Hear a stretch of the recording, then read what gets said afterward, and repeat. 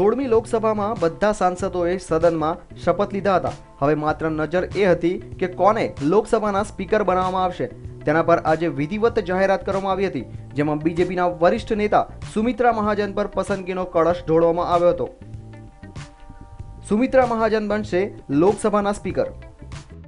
1989 થી અત્યાર સુધી લોકસભાની ચૂંટણીમાં અપરાજિત। 2014માં યોજાયેલી લોકસભા ચૂંટણીમાં તે ઇન્દોરથી લડ્યા, 8મી વખત જીત્યા હતા। આ વખતે તેઓ 4.67 લાખ વોટોથી જીત્યા હતા।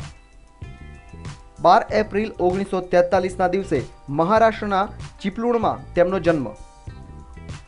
તેમના પિતા સંઘ પ્રચારક હતા।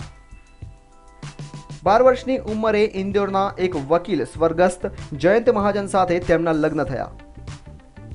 તેમને 2 બાળકો છે, મિલિંદ અને મંદાર। મિલિંદ આઈટી પ્રોફેશનનું ભણેલા છે અને તેમાં જ નોકરી કરે છે। મંદાર કમર્શિયલ પાયલટ છે। વિવાહ બાદ પહેલી જવાબદારી તરીકે તેમણે મીસાબંદી પરિવારની મદદ કરી।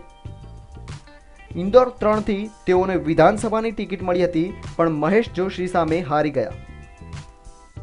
1989માં પ્રકાશચંદ્ર શેઠી વિરુદ્ધ લોકસભા ચૂંટણી તેઓ જીત્યા અને એનડીએ સરકારમાં રાજ્યમંત્રી બન્યા હતા।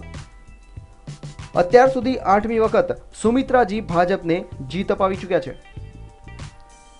આ વખતે તેમણે પ્રદેશમાં સૌથી વધુ 4,66,301 વોટથી ચૂંટણી જીત્યા। મહાજનને 8,54,972 વોટ મળ્યા હતા। ભાજપમાં તેમને બધા તાઈ તરીકે બોલાવે છે।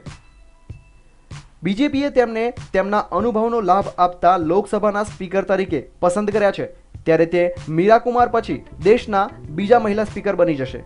Bureau report, news online, Ahmedabad.